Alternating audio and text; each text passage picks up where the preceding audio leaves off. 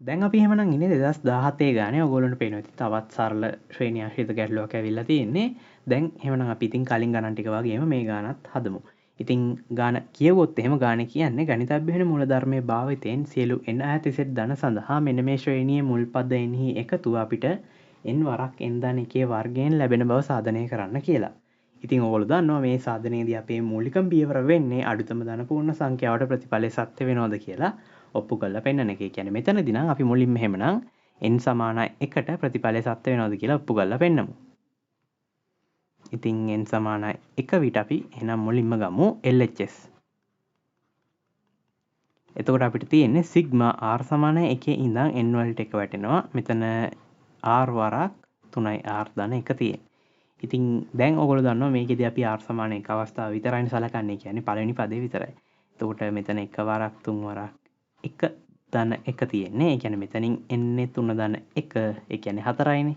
ඊළඟට අපි RHS බැලුවොත් එහෙම n සමාන 1 විට අපිට තියෙන්නේ මේ පැත්තේ n වලට 1 ආදේශ කරලා ලියාගන්න. ඒ කියන්නේ මෙතන 1 වරක් 1 ධන 1 වර්ගය. ඒ කියන්නේ මෙතන තියෙන 2 වර්ගයනේ. ඒ කියන්නේ මෙතනින් එන්නේ 4යි. එතකොට ඔයගොල්ලෝ දන්නවා LHS සමානයි RHS වෙනවා. එම නිසා අපිට කියන්න පුළුවන් n සමානයි 1 විට ප්‍රතිඵලය සත්‍ය වේ කියලා. ඊට පස්සේ අපේ ඊළඟ පියවර වෙන්නේ ඔයගොල්ලෝ දන්නවා n සමානයි p ට ප්‍රතිඵලය සත්‍යයි උපකල්පනය කරන එක. ඉතින් මේකෙදි ගන්න උපකල්පනය මොකක්ද ඇහුවොත් අපි ගන්න මෙතනදී මේ ශ්‍රේණියේ මුල් පද p හි එකතුව අපිට මේකෙන් ගන්න පුළුවන් කියලා. ඒ කියන්නේ මේකේ n වලට p යොදලා ලියා ගන්න තියෙන්නේ. ඒ කියන්නේ මෙතන අපිට ගන්න තියෙන්නේ සිග්මා r සමාන 1 ඉඳන් p දක්වා r වරක් 3යි r ධන 1 අගේ අපිට මේකෙන් ලැබෙනවා කියලා. ඒ කියන්නේ n වලට p යොදලා ලියා ගත්තොත් අපි මේ ප්‍රතිඵලය මෙතන තිබ්බේ n වලට p වැටෙනවා. එතකොට මෙතන p වරක් n ධන 1 තිබ්බේ n වලට p. එතකොට p ධන 1 වර්ගය එන්නේ මෙතන. ඉතින් මේක තමයි අපි ගන්න උපකල්පනය. දැන් අපිට තියෙන්නේ ඊළඟට n සමානයි p ධන 1ට ප්‍රතිඵලය සත්‍යයි ඔප්පු කරලා පෙන්වන එක මේ උපකල්පනයත් පාවිච්චි කරලා. ඉතින් n සමානයි p ධන 1 විට මොකක්ද ඔප්පු කරලා පෙන්වන්න ඕන ප්‍රතිඵලය කියලා කවුරු හරි ඇහුවොත් එහෙම අපිට තියෙන්නේ මේ ශ්‍රේණියේ මුල් පද p ධන 1ක එකතුව මේකෙන් ගන්න පුළුවන් කියලා ඔප්පු කරලා පෙන්වන්න. ඒ කියන්නේ මෙතන n වලට p ධන 1 යොදලා ලියා ගන්න තියෙන්නේ. ඉතින් අපි ඔප්පු කරලා පෙන්වන්න ඕන ප්‍රතිඵලය මම වෙන පාටකින් ලියලා පෙන්නුවොත් ඔයගොල්ලන්ට අපිට තියෙන්නේ සිග්මා r සමාන 1 ඉඳන් p ධන 1 දක්වා r වරක් මෙතන 3යි r ධන 1 අපිට මේකේ n වලට p ධන 1 වැටුනහම ලැබෙන උත්තරෙන් ලැබෙනවා කියලා ඔප්පු කරලා පෙන්වන්න. ඒ කියන්නේ මෙතන අපි n වලට p ධන 1 ලියාගත්තොත් මෙතන එන්නේ p ධන 1. ඊළඟට මෙතන තිබ්බේ වර්ගේ ඇතුලේ n ධන 1නේ. එතකොට n වලට p ධන 1 මං යොදනවා. ධන 1 මෙතන වර්ගය. එතකොට මෙතන අපිට එන්නේ අවසානයේ p ධන 1 වරක් p ධන 2 වර්ගය. ඉතින් මේක තමයි අපි අවසානයේ ඔප්පු කරලා පෙන්වන්න ඕන ප්‍රතිඵලය. දැන් අපි එහෙමනම් මෙතනට එන්න උත්සාහ කරමු අපේ උපකල්පනෙත් පාවිච්චි කරලා. මම එහෙනම් මෙතනට දැන් ගන්නම් සිග්මා r සමාන 1 ඉඳන් p ධන 1 දක්වා r වරක් 3යි r ධන 1. ඉතින් ඕගොල්ලෝ දන්නවා මෙතන තියෙන්නේ මුල් පදේ ඉඳන් p ධන 1 දක්වා පද එකතුවනේ. ඉතින් අපිට මේ එකතුවම ලියන්න පුළුවන් නේද? මුල් පදේ ඉඳන් p දක්වා පද එකතුවට p ධන 1 වෙනි පදේ එකතු කරලා. ඉතින් ඕගොල්ලෝ දන්නවා මෙතන තියෙනවා මුල් පද p දක්වා එකතුව. ඉතින් අපි මේක උපකල්පනය කරා මේකෙන් ලැබෙනවා කියලා. අපිට එතකොට මේ උපකල්පනය මෙතනට යොදා ගන්න පුළුවන්. ඒ වගේම up ධන 1 මෙතන පොදු පදේ තියෙන හින්දා ඒකෙන් හොයාගන්නත් පුළුවන්. ඉතින් අපි එහෙනම් මේක ලියමු දැන්. මේක සමානයි සිග්මා r සමාන 1 ඉඳන් p දක්වා r වරක් මෙතන 3යි r ධන 1 ධන up ධන 1 කියලා. ඉතින් ඔයගොල්ලෝ දන්නවා ur වෙන්නේ මේකේ මෙතන r වරක් 3යි r ධන 1.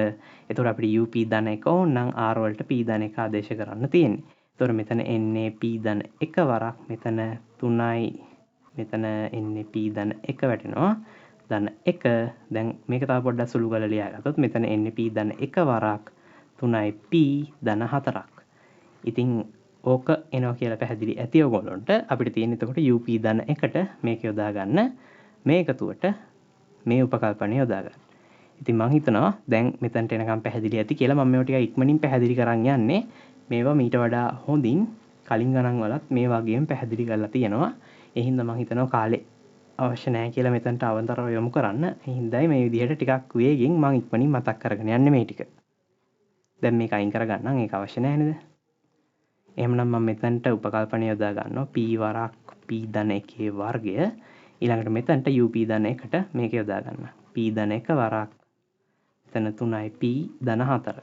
ඉතින් අපි උත්තරේ එන්න ඕන විදිය බැලුවොත් ඔයගොල්ලන්ට තේරෙනවනේ මෙතන p ධන 1ක් තියෙනවනේ.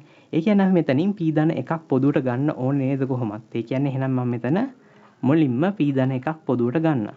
එතකොට මෙතන එන්නේ p වරක් p ධන 1ක් එනවා මුලින්ම මේ ටිකෙන්. ඊළඟට දෙවනියට එනවා මෙන්න මේ කොටස. ඒ කියන්නේ 3යි p ධන 4ක්. දැන් මම මේකේ පොඩ්ඩක් මේ p වලින් මේ වරහන ගුණ කරොත් එහෙම අපිට මෙහෙමනේ එන්නේ. එතකොට මෙතන එනවා p වර්ගයක්. ධන මෙතනින් එනවා p ධන 3යි p ධන 4. ඔහොමනේ තියෙන්නේ. ඉතින් දැන් මේකේ ඔයගොල්ලන්ට තේරෙනව නේද මෙතන තියෙන්නේ අපේ උඩ උත්තරේම තියෙනව නේද? මම මේක මේ විදිහට ලියාගත්තොත් එහෙනම් මෙතන මට ලියන්න පුළුවන් p වර්ගය ධන 4යි p ධන 4. ඉතින් මේ තියෙන්නේ ඔයගොල්ලන්ට තේරෙනවා ඇති මේක දැක්ක ගමන්ම මෙතන තියෙන අපේ උත්තරේ එන්න ඕන වගේම p ධන 2 වර්ගය. ඉතින් ඔයගොල්ලන්ට තේරෙනවා ඇති පළවෙනි පදයේ වර්ගය p වර්ගය තියෙනවා. ඊට පස්සේ පද දෙකේ ගුණිතයේ දෙගුණය. ඊට පස්සේ දෙවෙනි පදයේ වර්ගය. ඉතින් ඒ කියන්නේ ඔයගොල්ලන්ට තේරෙනවා අපිට එන්න ඕන උත්තරේ දැන්ටමත් ඇවිල්ලා කියලා. ඉතින් අපි එහෙමනම් මේක p ධන 1 කොටස් වලින් ලියාගමු. ඒ කියන්නේ මෙතන තියෙන්නේ සිග්මා r සමාන 1 ඉඳන් p ධන 1 දක්වා r වරක් 3යි r ධන 1නේ.